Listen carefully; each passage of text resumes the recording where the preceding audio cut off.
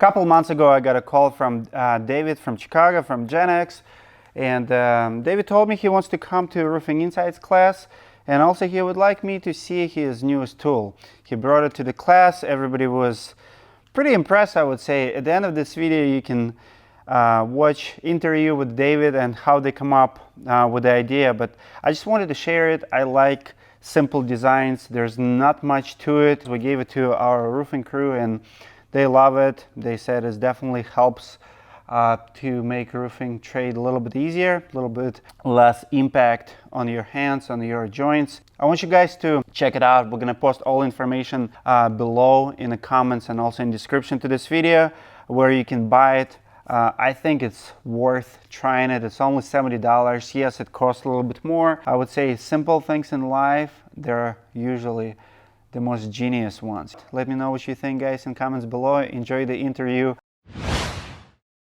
Today we have very special guest with me here. Two hard-working guys from Chicago who invented a brand new tool in the roofing industry. Thank you guys for coming. Thanks for having us. David and Dan. Who came up with this idea and how did it all came about? I came up with this idea.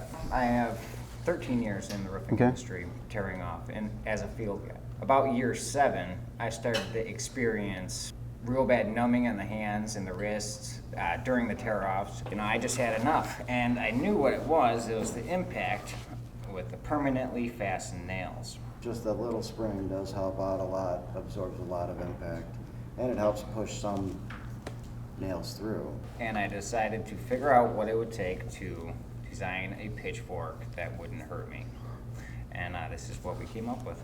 It looks like a very, very simple idea. I'm surprised that, I've never seen shovel or anything like that on the market. Did you see any other, like, is there similar products like this, or? Not that I found, no. But the first one I made in my garage was a pair of bicycle forks. Oh, wow. Yeah, I welded a pitchfork head to the front end of a bicycle fork. Yeah. Okay. And that was the first shock-resistant pitchfork that I know of. So who actually designed the tool itself? Like, you drew it, like you mentioned you did it yourself, but then what's the next step? You take prototype to manufacture, or how does it work?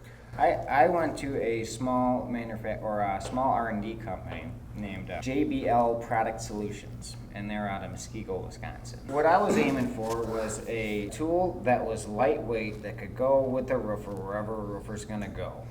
There's other products out there, like the Shingle Hog is a big, heavy, 26-pound beast.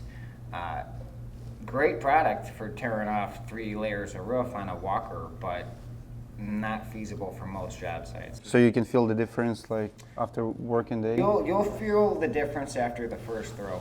Where can we buy it now? I got to add a couple small tool shops in Illinois. Berlin's House of Tools, it's available at, and Copley Supply House in Crystal Lake, Illinois. Woodstock Lumber, Woodstock, Illinois, and of course online, the website. This is awesome, guys. Thank you so much for bringing it. Thank you, guys. I appreciate your time. Thanks for coming.